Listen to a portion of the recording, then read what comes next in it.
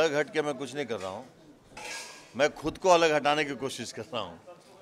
क्योंकि अलग हट के करूँगा तो गड़बड़ हो जाएगा, खुद अलग हो जाएंगे तो चीज़ें अपने आप हट जाएंगी।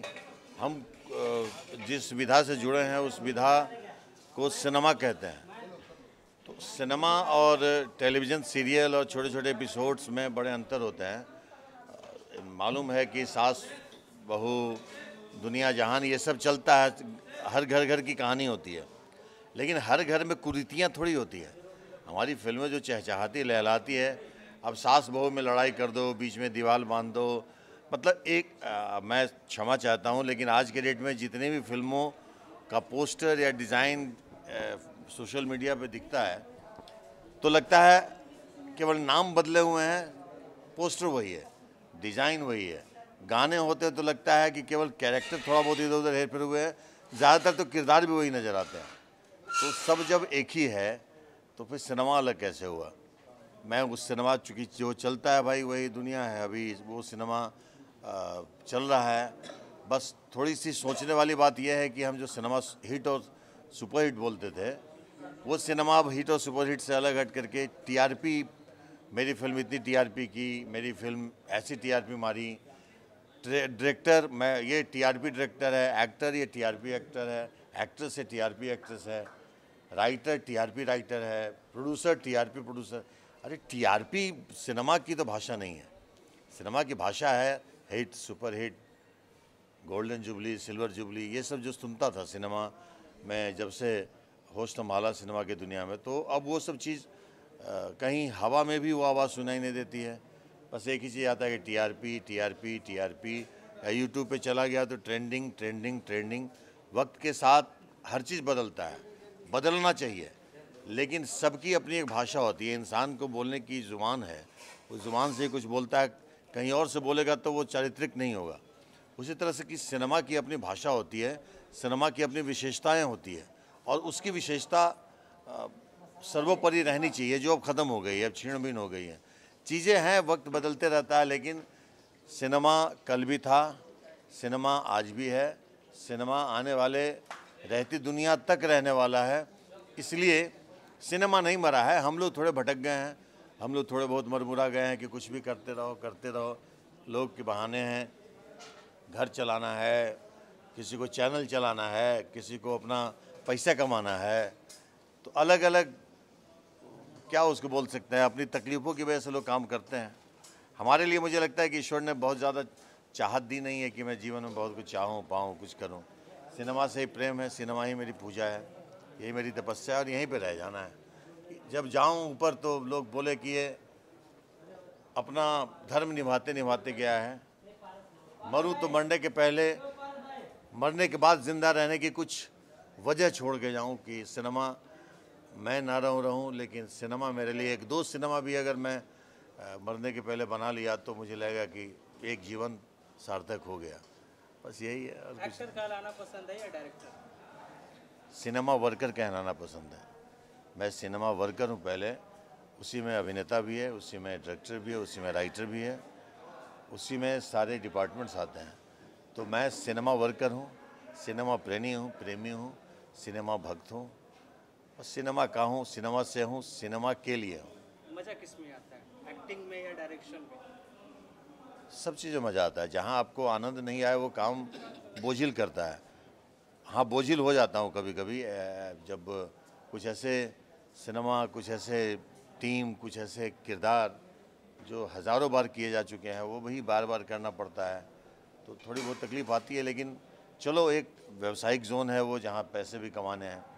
आनंद तो मुझे लगता है, सच पूछिए तो, एक निर्माण करो, एक सिनेमा बनाओ, एक सिनेमा में कई जीवन को ज़िंदा रखने की चाहत और वो कोशिशें, और अगर ज़िंदगी वहाँ पे सच में संचालित हो जाती है, कोई भी एक जीवन जी जाता है तो सिनेमा जी जाता है, फिर हम भी जी जाते हैं। बड़े कैनवास को मिस कर रहे हैं? जो बड़ी फिल्में बनती थी, हाँ, जो शोर शराबा, बहुत हंगामा होता था, आजकल फिल्में आती है चली जाती है, पता नहीं चलता।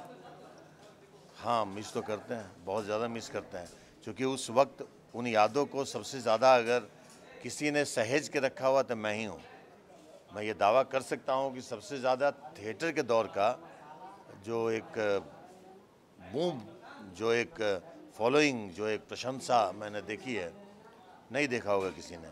जितने जगह थिएटर में प्रमोशन के लिए अपनी फिल्मों का जाता था और वो हज़ारों हज़ार की भीड़, वो बेंच लगा लगा करके लोग थिएटर में बैठ के सिनेमा देखते थे, सिक्के उछालते थे, सीटी बजाते थे, वो नशा, वो उन्माद अब कहीं नहीं है। बस ये एक शोर आता है कि भैया ये फिल्मिया के इतना टीआरपी आ गए, तो ये टीआरपी साउंड अब वो जहर के समान अब घुलने लग गया कान में कि टीआरपी ने सब उम्मीदों की ऐसी की तैसी करके रख दी। पर ठीक है, वक्त है, बीत जाएगा, क्योंकि ये क्षणिक बाढ़ है जिसमें कोई भी जो छोटे मोटे कीड़े मकोड़े भी अपने आप को समझते हैं कि हम ही धरती के अवतार हैं। जब बाढ़ छटती है तो धीरे धीरे चीज़ें संतुलित और संग्रहित होने लगती है, निर्मल स्वच्छ जल हो जाता है, जो पेड़ में एक्चुअली कुछ हरियाली के अंश होते हैं वो हरे हो जाते हैं, चंद जो पशु पक्षी होते हैं उसका आनंद लेते हैं। ये बाढ़ है जो छट जानी है, बाढ़ हमेशा नहीं रहती है। भ्राता दोस्त टीआरपी जोन है या फिर थिएटर जोन है? ये सिनेमा का जोन है। अब दर्शक इसको टीआरपी में लाएं या ना लाएं, कभी सोचा नहीं, या इसके पहले भी कोई फिल्म बनाया, बाबुल हो या परिंदा हो, बारात हो, भूत हो, तो मैं टीआरपी नहीं सोचा। वो तो एक चीज़ सत्य है कि प्रोड्यूसर को पैसे आने चाहिए, लेकिन ये भी है कि जो प्रोड्यूसर बोलते हैं कि मुझे बहुत टीआरपी आई है, उनको पैसे भी उतने ही मिलते हैं जितने सबको मिलते हैं। ऐसा नहीं है कि टीआरपी से पैसे बढ़ते हैं, लेकिन वो टीआरपी का जो झंडा लेके लहराते हैं ना, कि आज की डेट में बस ज़्यादा बोलना भी उचित नहीं रहेगा, तो हम सिनेमा की कोशिश कर रहे हैं। अच्छा करे बुरा करे वो तो दर्शक तय करेंगे, लेकिन सिनेमा बनाने की कोशिश कर रहे हैं। हम टीआरपी को नहीं सोच रहे हैं, सिनेमा सोच रहे हैं। ईश्वर से मनाते हैं कि सिनेमा लोगों को पसंद आए। हमारे जो निर्माता बैठे हुए हैं, हमारे राजीव जी और संतोष पहलवान जी, इनको धन आ जाए, हमारे तमाम कलाकार खुश हो जाएं और दर्शक को लगे कि एक सिनेमा मुझे देखने को मिला है, फिर ज़िंदगी सफल है हमारी। यादवों के अपने कल्चर पे, जो एक वो पुरानी कल्चर, जो यादवों को लेकर के स्पेशल, जो उनकी संस्कृति, उनके रहन सहन, उनकी बोलचाल, उनकी चंद पद्धतियाँ ज़िंदगी की,